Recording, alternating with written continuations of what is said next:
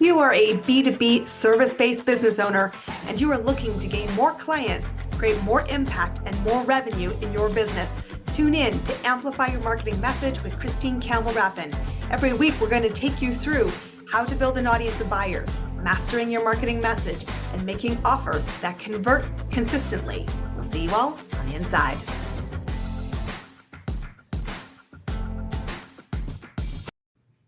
Welcome to the inside, my friends. I'm super excited to have you here today because this single platform has had moments where it has pivoted my entire trajectory because of people who connected with me on it.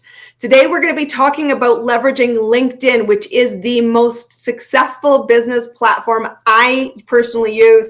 And I'm bringing in an amazingly cool gentleman who I got to meet because we wanted to learn how to play more effectively on LinkedIn, who's going to help us figure out how we use LinkedIn to grow our audience and sell more effectively. Please give a very warm welcome to my friend, Ben Albert. Super excited to have you here today. Excited to be here, Christine. Let's have some fun. I know this is going to be such a cool conversation because you and I met on LinkedIn. But tell me, because I want to know if you're a dinosaur like me, how long have you been on LinkedIn and how important is this particular platform to you and your business? Okay, so I started using LinkedIn again during the pandemic 2020. I can't recall when I had first started it, but I had signed on to my LinkedIn. It was some crappy headshot that I took selfie style when I was applying for jobs probably like 10 years prior. But I don't know if I'm ancient. I really just started recently using LinkedIn in 2020. And when I remembered LinkedIn from back in the day, I thought it was like a job board. I thought it was just a place where I posted my resume or maybe would look for jobs and recruiters. You know this, it's way more than that. It is one of the greatest social platforms I've ever been a part of, and I'm happy to be back 2020 to 2025 now going into. I love that. It's so interesting. I do think a lot of people still have a perception that LinkedIn is about jobs. And to be fair, it is about creating opportunities. And for some, that means traditional employment. I have in my career, I am actually a dinosaur. I think LinkedIn even celebrated my 20th year on the Wow. platform. I think I have one of those originating numbers. I have found jobs in a traditional career environment on LinkedIn. But I will tell you, you're right. It is so much more. And for every business owner, I think this is a platform that you should start today if you're not already here. And you have a really unique way you look at LinkedIn because we know it's starting to get overrun with spammy, awful stuff, but you have a real different point of view. Why should we be on there and how do we create impact with Well, we only have a short time here, Christine, but I mean, to it? get started, there's a lot of high net worth people there. There's a lot of professionals there. This is me just kind of complaining, but when I jump on Facebook, I see a lot of politics. When I jump on X, I see a lot of people bullying one another. When I jump on Instagram, everyone's prettier than me, everyone has a Lamborghini, and everyone's dancing on TikTok.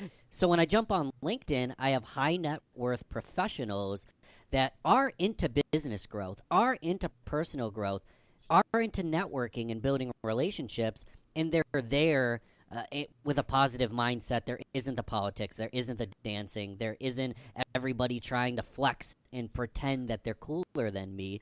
And it's a great opportunity to meet these kind of people, extend your hand. It's a social platform, socialize, extend your hand and say hello.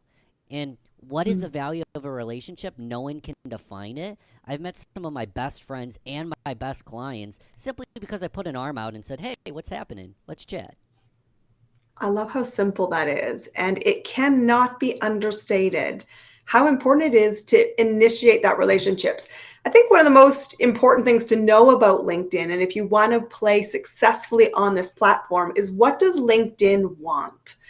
Because it doesn't want dancing. It doesn't want likes. It is really about an exchange of ideas.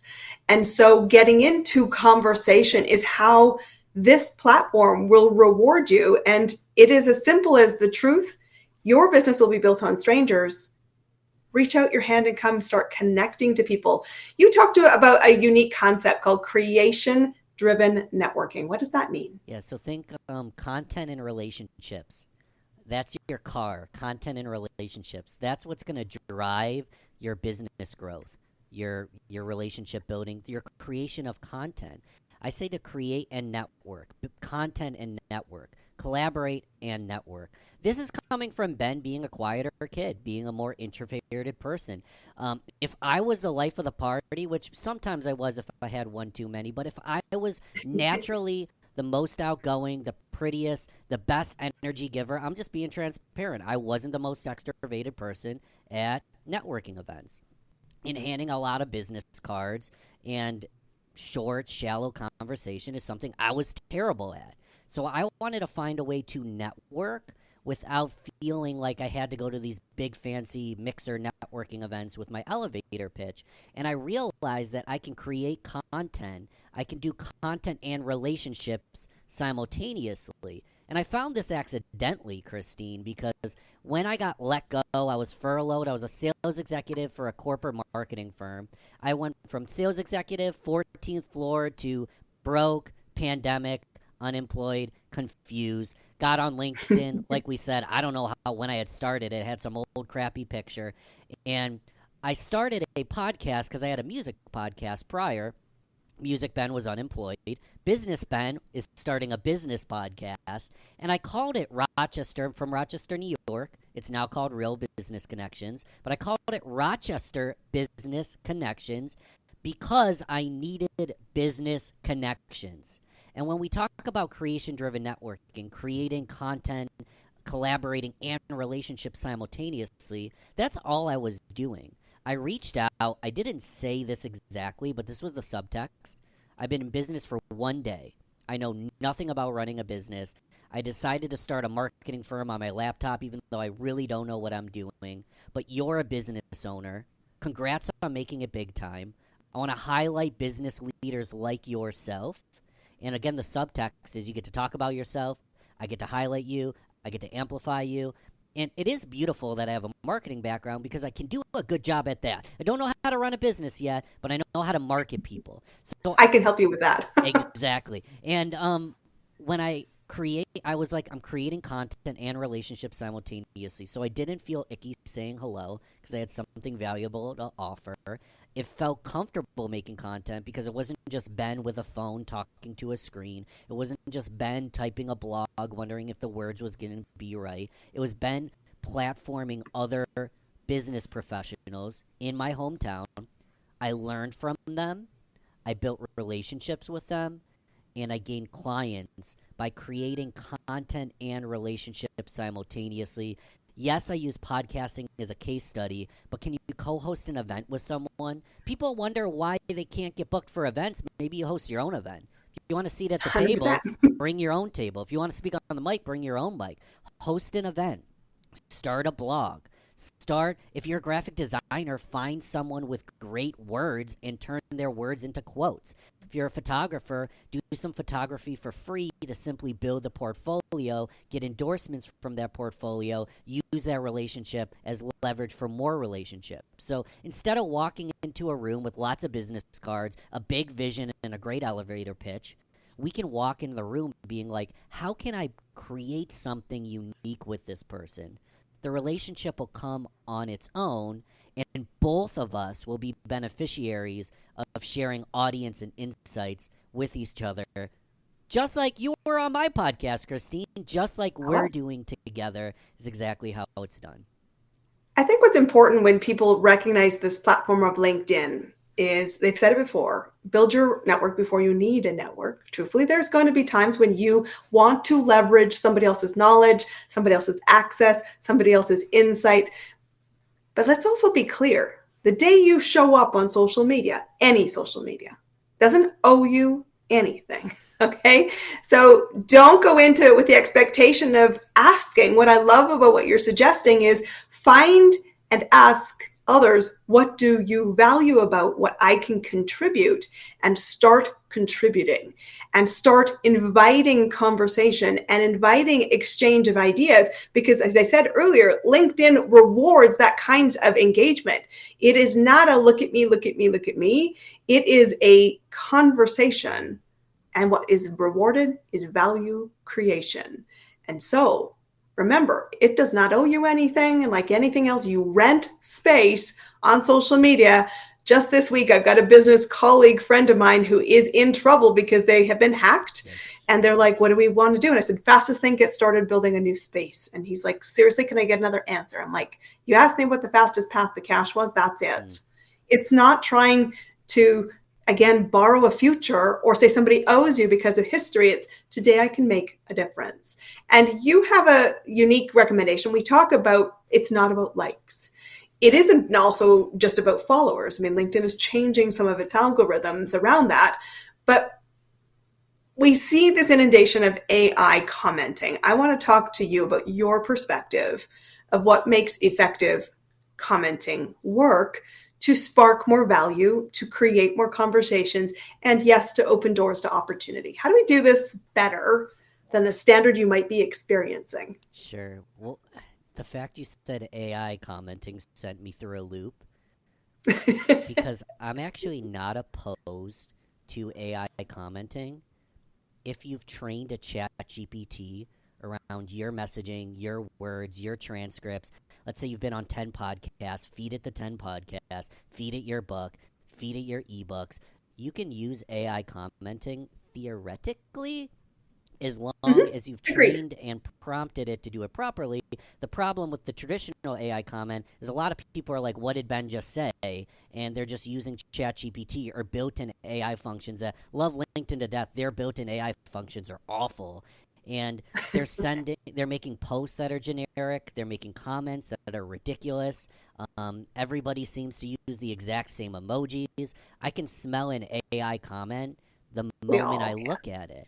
And it is actually, the reason I'm not totally against it is I'm a fan of commenting on a lot of posts because the algorithm likes conversations and social networking, that if you're commenting and getting a lot of comments, and if people are clicking on your profile, you're going to come up on their feed. Commenting's good, but the problem is people aren't doing it the proper way, and they're spraying and praying.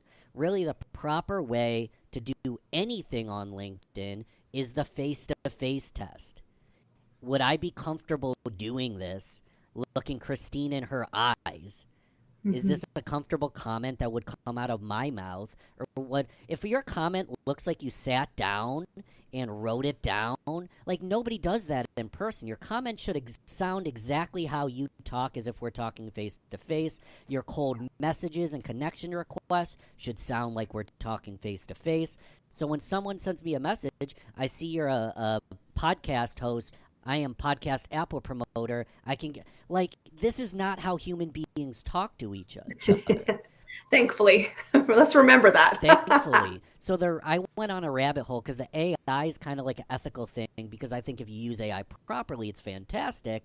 But the issue with AI and the issue with automation and people just spraying and praying is they're burning their brand because they look like a robot, they sound like a robot, and they would never sound like that if you spoke to them. So imagine jumping on a call with someone and you've just been talking to their AI all day and they're not that human being. There's going to be misalignment. You're going to immediately not trust them.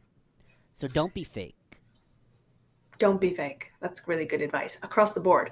And what's interesting is, again, think about what this platform wants. It's an exchange of ideas. So the more you aggregate and just regurgitate my idea does not add value to the conversation.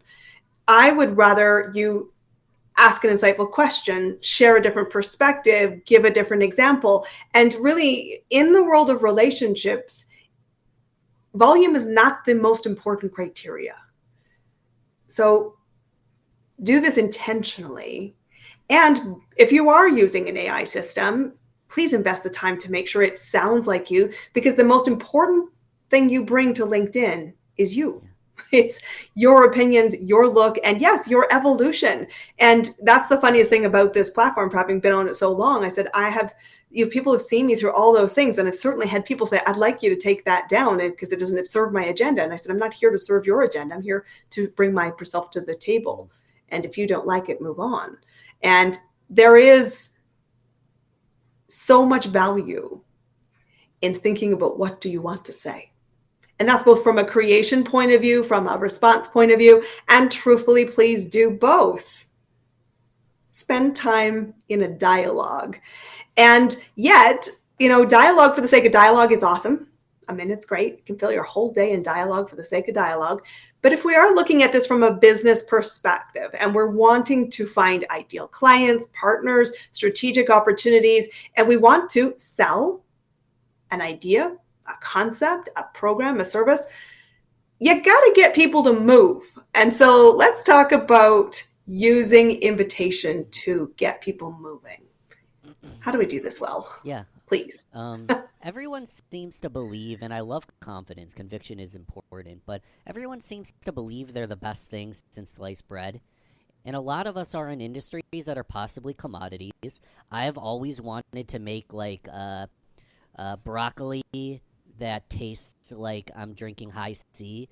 Or if I can make a broccoli that tastes like an Oreo with no negative benefits, that's fantastic. We don't have the broccoli, the Oreo flavored broccoli. We're an advisor, we're a marketer, we're a coach, we're a consultant. There's similar people out there. But we have ourselves. We have our own differentiating ideas, our own differentiating opportunities. And this is why we started with creation-driven networking and why LinkedIn couples so well. So we want to create content and relationships simultaneously. We want to collaborate and build a relationship. We can jump on LinkedIn, and we think we're the best thing since sliced bread, but really all people want is little nibbles. So when we put a comment on their post, we're giving them a little nibble. When we post ourselves or a short reel, it's a tiny little nibble. But those nibbles add up. When we send someone a direct message, and they already know who we are because they've connected with us, they've commented on ours, we've commented on theirs. Or for me, I kind of sometimes I have such valuable stuff. This is me being arrogant. I have such valuable stuff that I can go straight to the DM and people say yes to me, but you're giving them nibbles at a time. So you start a conversation, you build a relationship, you're conversational, you're real, you're raw, you're not fake. We already touched on this. And then you invite them to something that is super beneficial to them. Give you the easiest example that I'm doing right now. Mark Schaefer just spoke at my mastermind. It's a paid exclusive mastermind. People invest to be there. But when I have a speaker like Mark Schaefer, who's written 10 to 20 books, who wrote the book on community, who wrote the book on content, who keynotes at marketing conferences, even if a small intimate group is powerful, I want the largest audience as possible for Mark. I want Mark to think I'm cool. I want an audience there. It's an Ask Me Anything. I want the hour to fly by because so many people have questions. So what I do is I go to Mark's page. I see everyone who's commenting on Mark's post, everyone who's resharing Mark's post. I can send them a connection request saying, hey, I saw you've been commenting on Mark's post. Friend of Mark is a friend of mine. Would love to connect. If they don't connect, no harm, no foul. Not everyone uses LinkedIn every day. If they do connect, I can send them an invitation like, hey, just as a heads up, next Tuesday, Mark is actually an exclusive speaker for my mastermind, Grow Getters Only. It's paid. I'm not asking for any money. I was curious if you wanted to be my guest because, as you know, Mark likes an audience, would love to have you there. I can send that message to 30 people, all of Mark's people. 10 of those people, for me actually it was about 12, but approximately 12 of those people say yes and actually attend. They share their email. We start a conversation. There's a mutual reason that we're talking. We both know and like Mark. They come to the event, and it's fair to assume they've walked in the door. They've experienced a session. We meet weekly. They met some of the members in the group. I've built a relationship with them. They might never become a member, but they might become a member. And it didn't cost me anything other than a couple messages and an invitation to bring them into my world. Now, you might not have this event. The person listening might not have this specific thing going on. But if we're networking and if we're value driven, we know someone who does. We can invite someone to be a part of something. We can invite someone to read something. We can give a free consultation call. We want to give something to them that they would have paid for, and they're like, holy crap, if Christine gives away this stuff for free, if Christine extends her arm and gives this much value to a stranger, I wonder what it's like to work with her. I love planting that seed. And I have so many examples where I've seen that in chats, in events. And you're right. You said earlier, you could go create something. And that is a nearer opportunity than you are giving it credit for. And what I love about how you've explained this example is that it is about value creation and it provides context. Because here's also the thing. Not everybody lives and breathes LinkedIn like you and I do every single day. And I had somebody who I had coffee with this morning who I'm going to be sharing an opportunity and facilitating and emceeing an event for that she's a guest speaker at. We are connected first degree. And I had a conversation with her back in 2021. And I have that record in LinkedIn. I know where we initially connected. We've lost each other over the course of a couple of years. We're back in the same ecosystem. And this morning, it's like, I can see so many collaborative opportunities because what we do together makes a bigger impact. And that's the power that you are highly encouraging and inviting people to say, I could do that. You can do that, guys. I want you to be amplifying your message, finding other people, having something to say, and in extending your arm. That's how you will build. It's that simple. So let me ask you, Ben, I ask all my guests this. I want to know for you right now, what's working in your business to reach new audiences, to find new buyers, and to amplify your impact in the business world? I give away a lot of what once would have been premium paid $97 a month content. I give away literally money that people paid thousands of dollars ago. Like 10 years ago, people would spend thousands of dollars for CDs, cassettes. I'm giving all of it away for free. All of it away for free. And if you really look at what's working in my business, I have very high ticket partnerships and solutions.